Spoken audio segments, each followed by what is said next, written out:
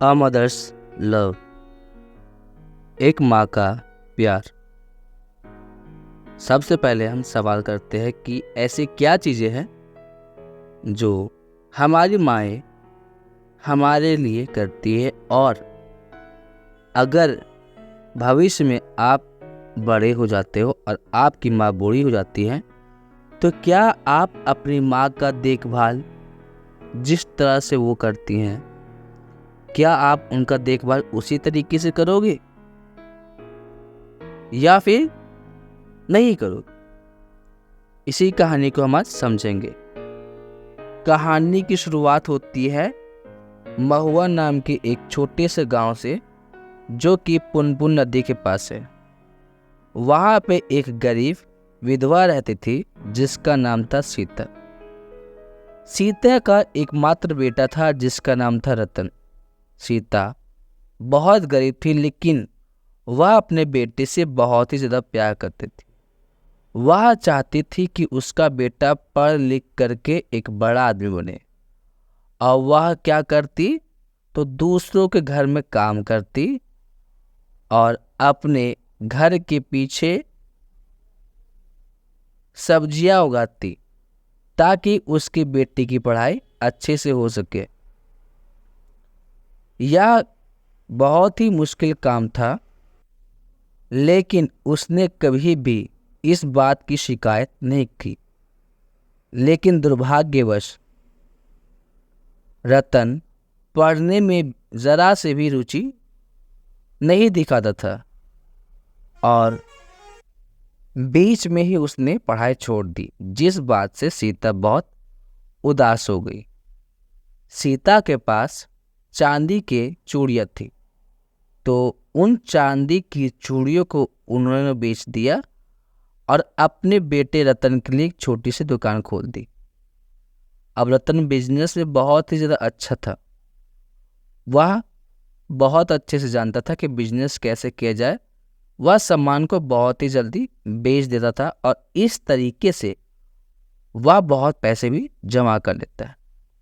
जब सीता देखती है कि उसका बेटा बढ़ रहा है, उसका बिजनेस बढ़ रहा है, तो सीता अपने बेटे की शादी कर देती है। रतन अपनी पत्नी, जिसका नाम बेला था, उससे बहुत ही ज़्यादा खुश होता है और अब वह अपनी माँ पर ध्यान बिल्कुल भी नहीं देता था। सीता बेला को खाना बनाने, कपड़े धोने और घर के बाकी कामों में भी मदद करती थी। इसी तरीके से एक साल गुजर जाता है और बेला अपने बेटे को जन्म देती है। सीता इस बात से बहुत ही ज़्यादा खुश थी कि उसका एक पोता भी है। अब वह अपने पोते के लिए बहुत सारे काम करती थी। उसे हर रोज़ वह गाने सुनाती, जिससे उसका बेटा बहुत ज़्यादा खुश होता है। लेकिन अब जैसे जैसे समय बीत रहा है, वैसे वैसे सीता की तबीयत भी धीरे धीरे खराब हो रही है, क्योंकि वह अब थोड़ी बूढ़ी हो रही है। लेकिन वह दूसरी ओर रतन के पास तो अपनी माँ के लिए समय भी नहीं था, और रतन अपनी माँ को डॉक्टर के पास भी नहीं ले गया। एक दिन क्या होता है, बहुत तेज बारिश होती है और पुनपुन नदी का पानी पूरे के पूरे गांव में फैल चुका था। और उस पानी से जो बाढ़ आई, तो उसे बहुत सारे जानवर, घर और पेड़ खत्म हो गए। बहुत सारे लोगों ने दुर्भाग्यवश अपने गांव को वहां से छोड़ दिया। वही दूसरी ओर अगर हम रतन के घर के बारे में बात करें, तो वह काफ़ी ऊंचाई में था, लेकिन फिर भी चारों तरफ पानी था। उसका जो दुकान है वो भी थोड़ा डैमेज हो गया, छत भी थोड़ी टूट चुकी है, जिससे पानी नीचे गिर रहा है। शादी के बाद क्या होता है, रतन अपनी माँ को अपने घर के बाहर खटिए पे ही सुलाता था और खुद अपनी पत्नी और अपने बच्चे के साथ घर के अंदर सोता था।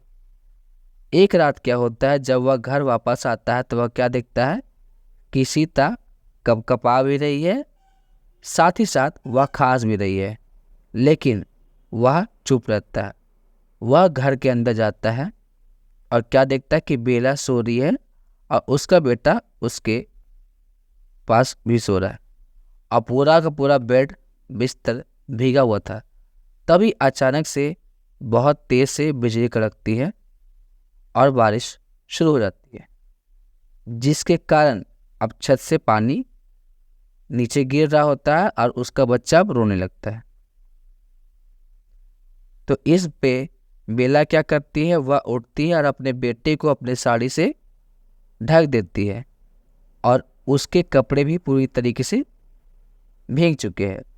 अब इस बात को देख करके रतन के दिमाग में कुछ ख्याल आता है कि एक समय ऐसा था जब उसकी माँ भी उसके लिए यह काम करती थी, वह खुद भीग जाती थी लेकिन रतन को भीगने नहीं देती थी। तो इस बात को देख करके वह तुरंत अपनी माँ के पास जाता है, बोलता, माँ मुझे माफ़ कर दो माँ, मैं बहुत ही ज़्यादा निर्दयी की तरह तुम्हारे साथ पेश आया और मैं अपनी जिम्मेदारियों को भी भूल चुका था। मुझे नहीं पता माँ मैं क्या कहूँ।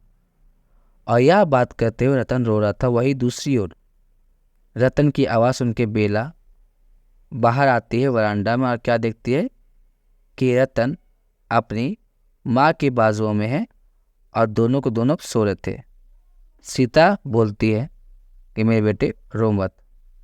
एक माँ अपने बेटे से कभी गुस्सा हो सकती है क्या? तुम्हारे पास मेरा आशीर्वाद और प्यार हमेशा रहेगा। और अब बेला की आंखों में आंसू आ चुके थे। वह उन दोनों के पास जाती है और बैठती है और इस तरीके से पूरे का पूरा परिवार एक साथ एकजुट दोबारा हो जाता है।